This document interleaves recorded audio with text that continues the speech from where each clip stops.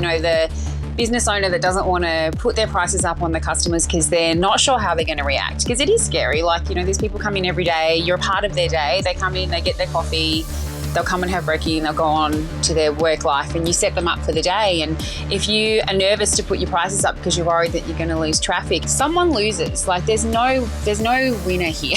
We've had an enormous response to the beginning of our week-long discussion on costs, pricing, and the perception of value in hospitality. Please do keep the input coming. We love hearing from you. Be part of the conversation. Today, we are heading over to Adelaide to chat to Rose Adam, whose Middle Store Cafe takes inspiration from her Lebanese heritage. Rose, I was drooling just now over the cake that you posted recently, that coffee and walnut cake with sour cream icing, topped with crunchy caramel walnuts. I need that in my life. Who doesn't? Who doesn't? But welcome to Dirty Linen, and thank you so much for being part of this important conversation. Oh, of course. Thank you so much for having me. I'm really thrilled that this conversation is happening. I think it's, it's a really important one. It's not a part of the industry that I don't know, from my perspective, it's not a part of my business that I like to share with people in general. I think it kind of takes the mystery and the polish and the excitement of dining out a little bit of it. So I think it's nice, though, to have this conversation because it is in the media a little bit now, and I think people need to hear our side of it. Equally, so they're a little bit more aware. So, yeah, I think it's great. I think you hit on something really important, straight off the bat, this idea that the machinations of running a hospitality business should be hidden from the customer. And I think, we've come a little way to revealing the workings with open kitchens, for example, but I guess we think that cooking is romantic and it's energetic and it's that theatre and that show. But those other bits of the industry, I think there is definitely this idea that they should be hidden.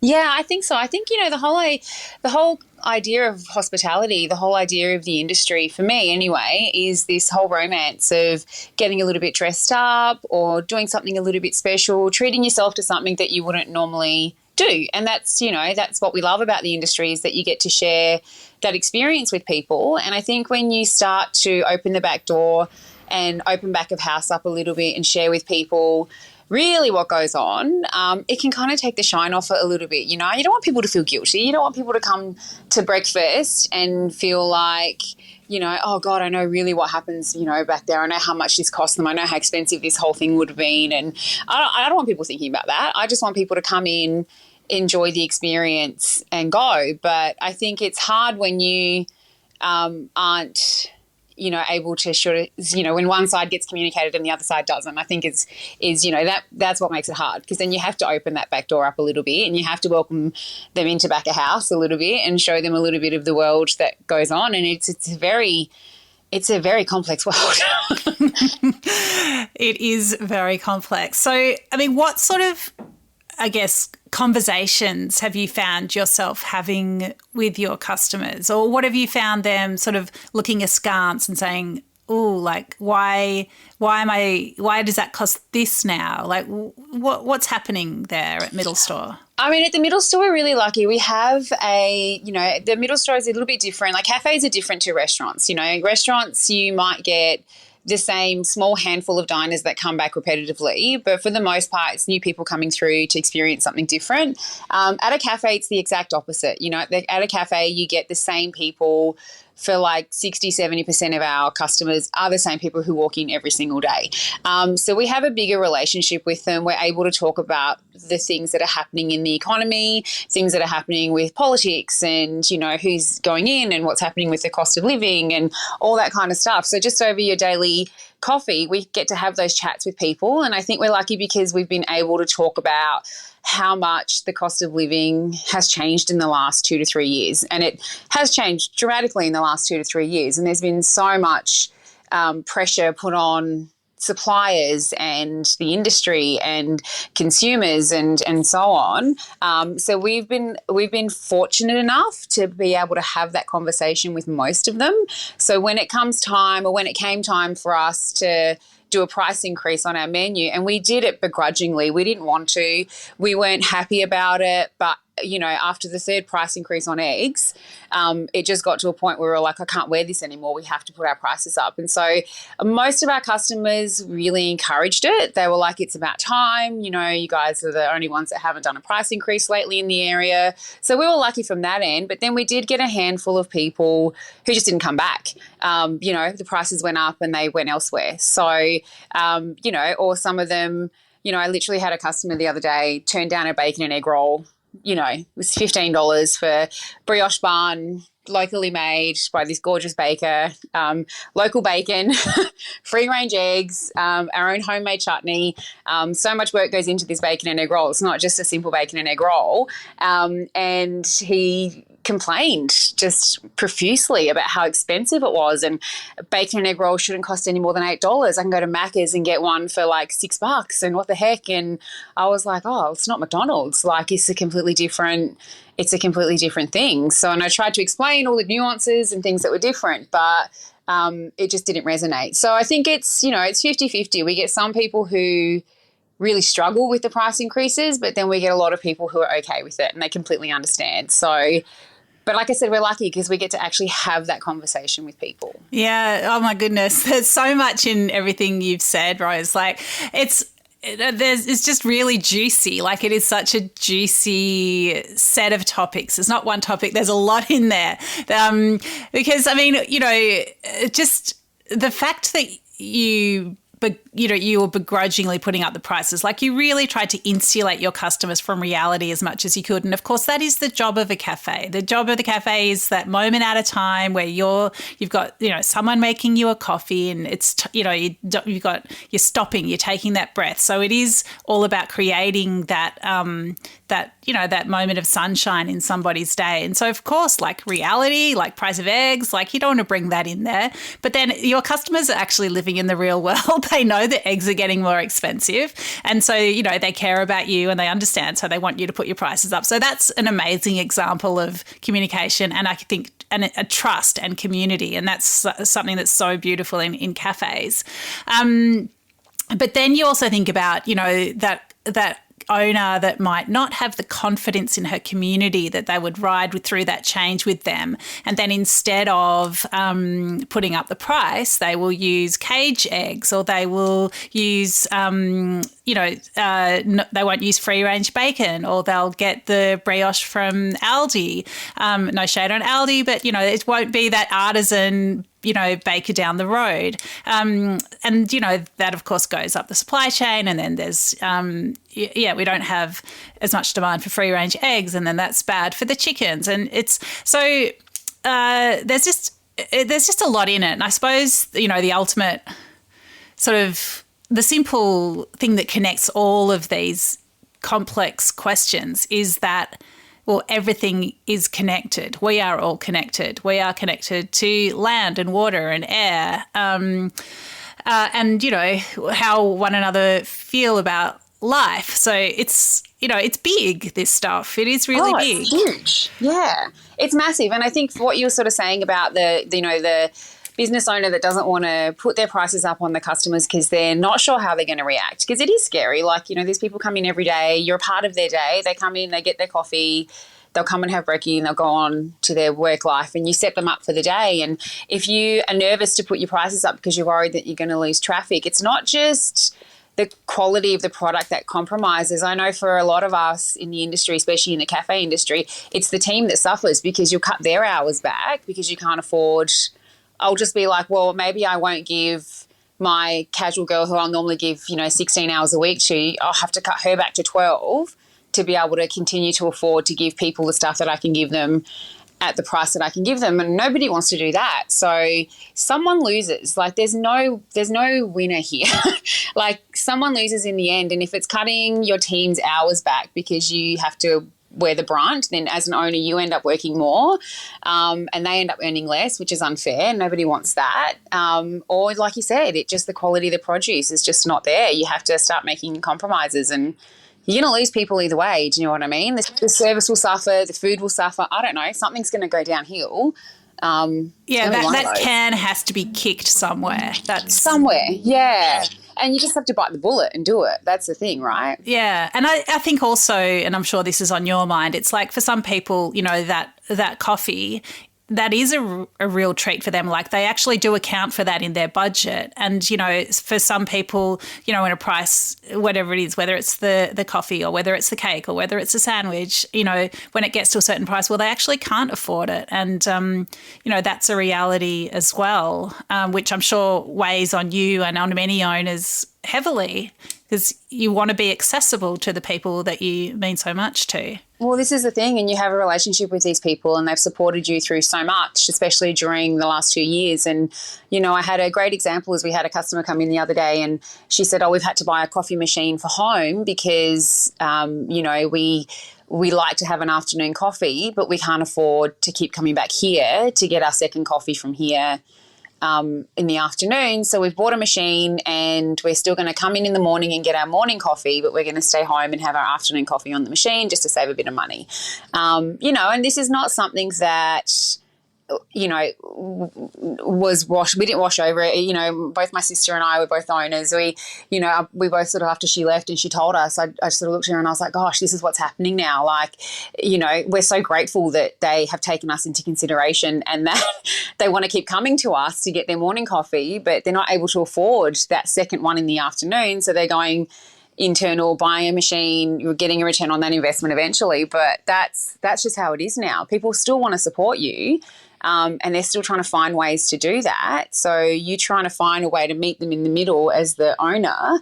And it's a real balancing act. Like, it's really genuinely a balancing act. Yeah, that really hits hard, that story. That's really, yeah, I mean, and the fact that they told you about it, like, that's so beautiful. I've got tears in my eyes. Like, that's really, yeah, so they obviously talked and thought a lot about that decision. Yeah, they did. They're such good. We have, you know, like that. Like I said, this is the great thing about being in a cafe, and I'm sure anyone else that's listening that owns a cafe can understand where I'm coming from here. But you build up such a beautiful relationship with your locals because you see them every day. So, you know, you don't. It's not just for some of them. It's just, hi, here's your coffee. It's ready. Thanks. See you. Bye. But you know, we're pretty chatty, as you can tell. So we like to have a chat, and you know, we do like to build a relationship with these beautiful people that have supported us so much, and they give us their hard-earned money, and we don't take that lightly. That's not something that we brush off and go, ha, thanks a lot. You know, we really appreciate it and we're really grateful for it, and we're aware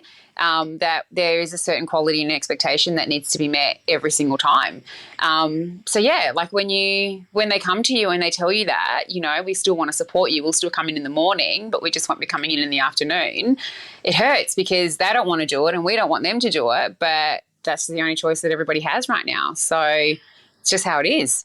This episode is proudly supported by Montague, handpicked for you. So the eating experience of our plums is sweet. That's a primary driver. It's got to be sweet, but it's also got to have enough acid, because the mix of acid and sugar is what gives fruit its flavour. And in a plum, it tends to be slightly higher acidity. And then a really nice, full, not dry, but juicy explosion of juice into your mouth as you bite into it. That's nirvana for us in terms of plum. For more information, go to montague.com.au.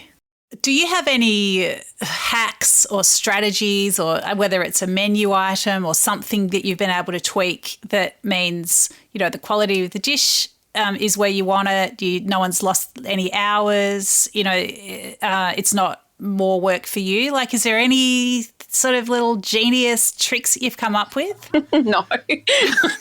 I wish I had an answer for that. Actually, no.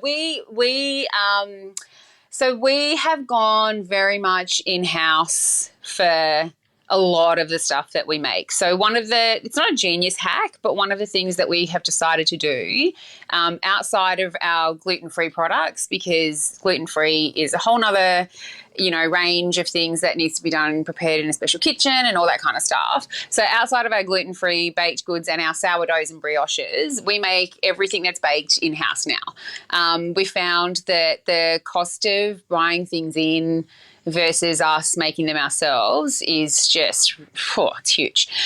So we now find the time in between orders, in between service, in between prep, to start doing all our baking in-house. So we make all our muffins, all our biscuits, all our cakes, everything that you eat that's not gluten-free or isn't a slice of bread or a bread bun has been made by us. And that's just been one of the things that we've brought internally to be able to cover those little bit, that little bit of extra hours for the team. We have some team who are really struggling to find places to live because of the rental market at the moment. So they're paying an arm and a leg for rent. So we're trying to throw them an extra couple of shifts. And the only way we can afford to do any of that is to cut our costs by cutting some of our suppliers, which we hate because we want to support our suppliers.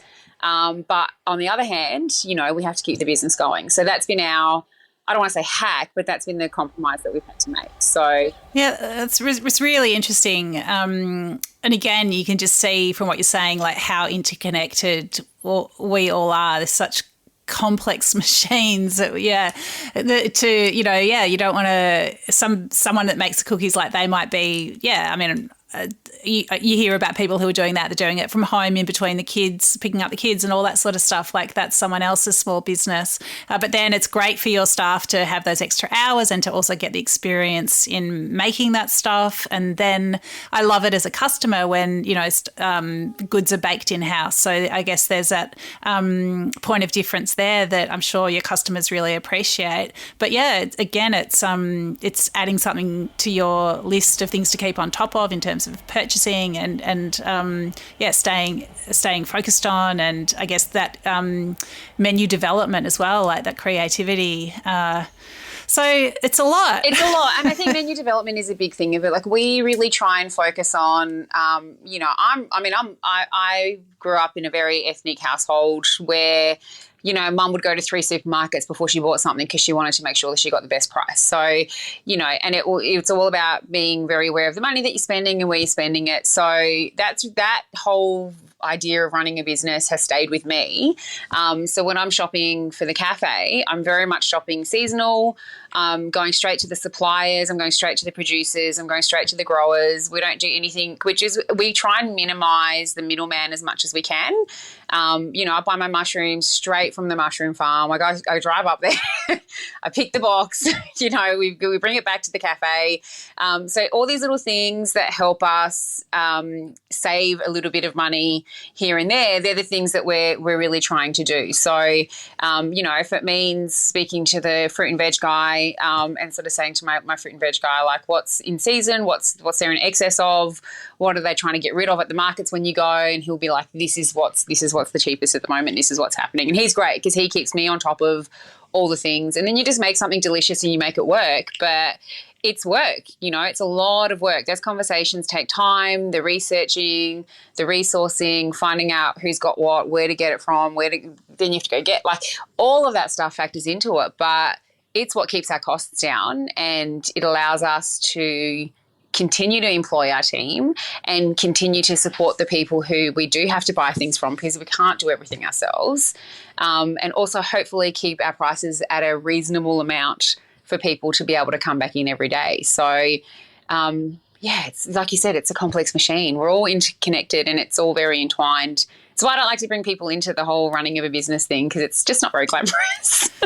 It's not glamorous, but it's important. And I feel like people perhaps don't need to understand, every machination, every little tweak every little lever that you're pulling. But I think just to have a sense of the complexity does give people a bit more empathy for why prices might go up, or, why, even though they can buy a packet of bacon for X at the shops, it doesn't translate into a cheap bacon and egg roll. So, Rose, look, it's really important to get your perspective on this. A cafe owner, a small business owner-operator, I think it's super important. I really appreciate your perspective today. Thank you for being part of this conversation. No, thank you for having the conversation. I think it's so great that we're shedding some light on it. And I really appreciate that you've taken the time to have a chat, because it's nice to be able to share a bit of what goes on and how much care and effort and love we put into everything. And none of it is done lightly, and none of it is done with, flippancy. It's all done with a lot of thought and consideration. So, yeah, it's really good to be able to share that with people. Yeah, I can absolutely hear that. So thanks for doing what you do. Thank you.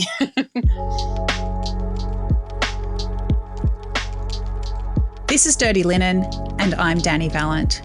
We air the issues that the hospitality industry finds hard to talk about, hearing from different people with unique perspectives.